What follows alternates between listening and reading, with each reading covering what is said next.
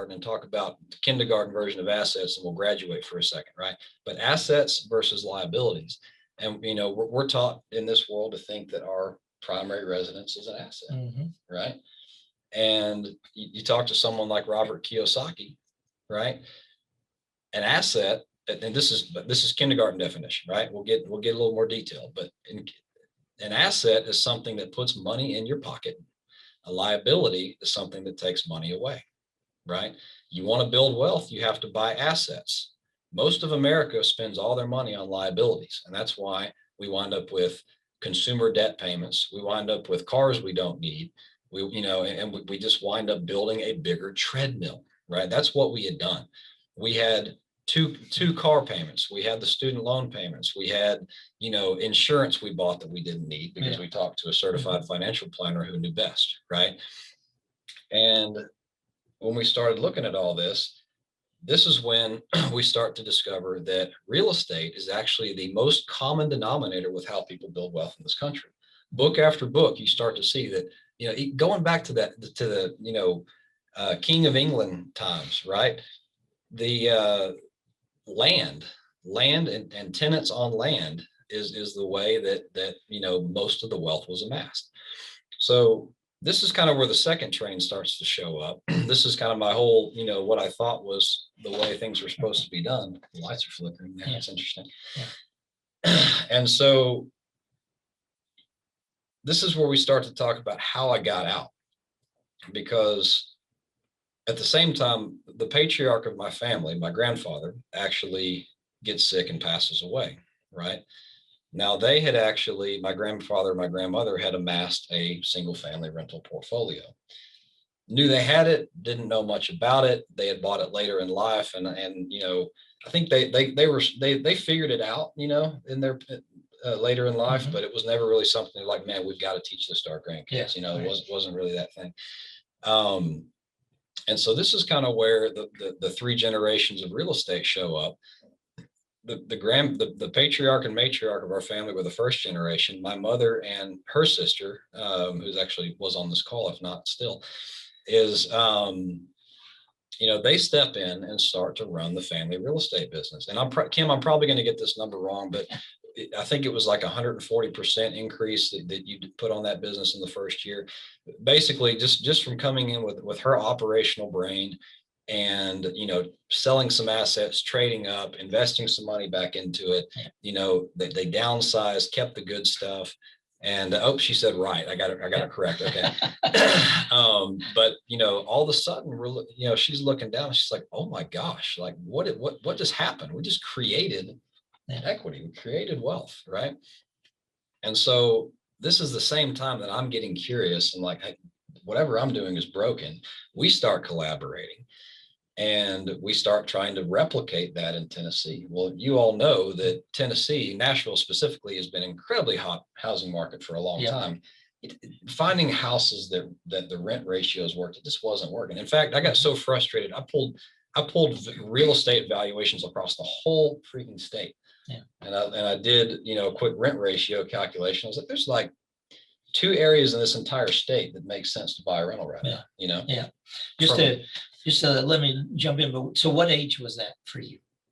This was probably 28, 29 at this point. Yeah. Well, that is awesome because, we deal with so many clients who are, a little later in life and they, they wish, kind of going back, they wish their parents would have introduced them to real estate. Right. And now they're into, investing, but they're in their 50s. Right. And they're like, man, I wish somebody would have talked to me or told me about real estate or told me how this is a great way to build wealth. So for you to discover it at 28 is very fortunate.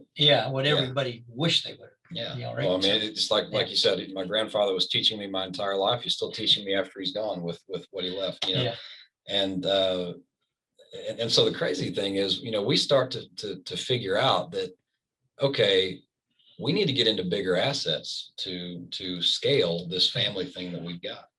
And that's where we start to learn about apartments. Okay. And we start to realize we're in the golden age for rental housing because of what the mindset of the nation moving more towards a what is my monthly expense and how mobile am I? We're becoming a renter nation, right? Yep. So all that is happening. And these are kind of the two trains that kind of set the stage for leaving the job, right? And now I know you all want to know the meat of how that happened, right? And so most people think, I'm going to quit my job. I'm going to replace my income dollar for dollar, and then I'm going to step away. It doesn't work that way. Like here's what really happened. Okay. So first thing is, and Lauren will love this part, because this is where you have to get into the abundance mindset versus the fixed mindset, right? The fixed mindset tells you I have this much income and I can only have expenses within that window, right? Rarely do we actually think about growing the income to match the expense load we need, right? Well, at the time, that's what I had. And so we actually start buying property. And we'll get into that part in detail, but we actually start buying property. And we start to prove the concept and realize we can do it. Well, really quickly, the business starts to take more time in the growth phase. And I start to realize, man, I really can't do all that. Like I didn't have a little job. I had a big job. And that job required me to disappear for weeks at a time overseas, Well, then COVID hits, right? So I was barely hanging on because, I had East Asia and European teams. I would work from 4 or 5 a.m. till about noon on my corporate job. And then I would switch over and work on real estate until the end of the day. My girls would get home. I'd spend time with them. Claire would go to bed and I'd go back to work. Well, then COVID hit, and all of a sudden we didn't know if people were going to pay rent. All of a sudden my supply chain is blowing up because we can't get anything out of China, right? Both careers took a 10x in time required. And so that required me to make a decision. Right. Well, what enables me to do that? If you looked at what our financial situation was at the time, for round numbers, I mean, let's say we were bringing in 15,000 after taxes, right? And, we had, call it 6 or 7,000 in debt. We had living expenses, all that kind of stuff. Well, that math didn't compute. So get scrappy with it, right? What we actually did was, and I did both of these things for a long time, and it wasn't until COVID hit that I finally decided to pull the plug. But when we look at how can you rearrange the shells that you have, right, to make it work? Because this answer isn't the same for everybody. I no longer have a mortgage on my home, not because I paid it off, but because I put a line of credit on there. Most people don't know you can do that, right?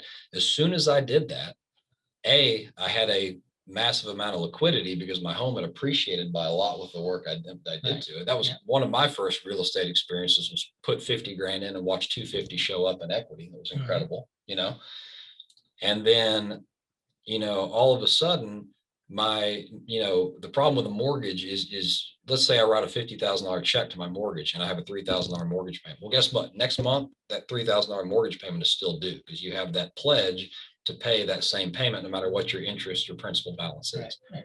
Line of credit's not that way. You only pay interest calculated daily on what the balance is, right? So if I write a $50,000 check and lower my balance by 50 grand, I'm paying a lot less interest, and it's not amortized. So all of a sudden, my $3,000 debt payment goes to $1,400, right? I just made $1,400 net. Yep. I liquidated one of those life insurance policies that I had that wasn't designed properly, and all of a sudden had 15 grand to go wipe out a car loan. Just made $700 more, right? Yep. And then a month, and then you start moving things around like that. All of a sudden, we were able to free up almost $5,000 a month, if not a little bit more. And that was what enabled me to finally step away. And then, oh, by the way, people are going to gasp when I say this. I took money out of my retirement account. Okay. But the way I figured it was, look, with the strategy we're taking here, having the time to go grow this, and I'm basically taking this to invest in myself today. And I'm going to 10x, right? What I'm going based on my return on time, what that money would have done. Yep. So I decided at that point, my money's in better care in my hands than it is in a mutual fund somewhere, So for me, it was worth it to wipe out that minuscule retirement plan that we had. It was a couple $100,000, but it wasn't going to do that much, and actually reinvest it into what we're doing now. So I guess the moral of the story is, I figured out that I had an impact over income problem, right? My income at the time was not being very impactful. And we'll talk about why impact over income is important maybe in the next part. Yeah. And then I just moved around shells to figure out like, what do I have and how can I repurpose it, Yeah. in order to cash flow. Yeah. You know, Very good. much longer story than you wanted. No, excellent. I'd heard it before, so it's very good. I wanted the folks that are joining us tonight to be able to hear that as well. So since our learning series is on, generational wealth, right? Accelerating generational wealth. Right. What does generational wealth mean to you? I love this question. And this is really where we start to talk about assets and liabilities again, right? So let's just forget real estate, stocks and bonds, life insurance, whatever method you want to use, right? At the end of the day, we have to blow up the thought that $1 million in the bank is wealth, right? Because I promise you, I can spend $1 million faster than I can earn it. I can spend 10 million. I could make it disappear like that. I promise you, and you can too. $1 million is only going to, if you spend, $100,000 a day, how many days do you have? You could have a lot of fun for a little while. Yeah. But then you're going to be right back to work. It's the same reason winning the lottery doesn't make people rich or make them wealthy. It makes them rich for a little while, but not wealthy. So wealth in this country, wealth in the world, in my opinion, monetary wealth is having enough cash flow to cover your expenses, right? And that cash flow, if it is coming from something you are not having to trade your time to get, right? So if you disappeared for a month to Barbados, right? I think we were talking about Barbados before. Yep. Do you have little black boxes that print off enough money to cover your expenses? That's wealth. How do you get that wealth? Well, you have to buy these black boxes. What is this black box? We talked about before, an asset is really a black box that puts money in your pocket. And we'll break those into two categories in a second, right? A liability is a black box you dump money into every month, right? Let's talk about a car. And there's exceptions to all these, so don't beat me up, right? I know we have car collectors who buy and rehab and sell and all that, but for the vast majority of us, buying a car is a huge liability, right? As soon as you drive a new car off the lot, you spend 50 grand on it. It's now worth 38 as soon as you put 10 miles on it, right? Depreciating asset. It costs you gas. It costs you maintenance. It costs you insurance. Heaven forbid you have a car crash, and it costs you deductible and higher insurance, right? So that thing, although it's usually necessary to have one, that's a usually, that is a liability. Your home, okay? Your home kind of falls in the middle, right? So if we break assets into two categories, just think of this really simply. A cash flowing asset is a black box that prints money and goes into your pocket every single month, quarter, or year, whatever time period you want to look at. An appreciating asset is something that gains equity over time. And now equity is not cash flow. Equity is something you can sell and turn into cash, but it is not liquid in the moment, right? So you have kind of two assets. One is appreciating and one is cash flowing. Cash flowing need to be number one. Those are what free you.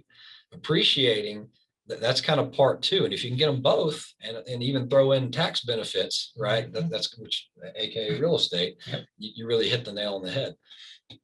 And then you have, liabilities where you have a depreciating liability and a negative cash flowing liability, right? So it's the opposite of those two. Your car is both of those. It requires money and it's depreciating, right? But let's think about your primary home, right? Your primary home is an appreciating asset, but it's actually a negative cash flowing liability, because unless you're renting it out and getting rent off of it, right? Like a rental house, you're paying the mortgage to live there. You're paying homeowners insurance. You're paying maintenance. And if you're lucky, it is appreciating. So one day you can sell it for more money, but that doesn't help you until you're ready to sell it, So if I challenge each of you to start talking about, think about how you can buy black boxes that print you money, assets, right? That is how you start to create wealth for yourself, and then generational wealth, because if you start reinvesting that into more, the money those are spitting off, if you reinvest that to go buy another black box, now you have two streams. Reinvest that to buy a third one, and you see how it starts to snowball, right? And you just wind up with all this abundance.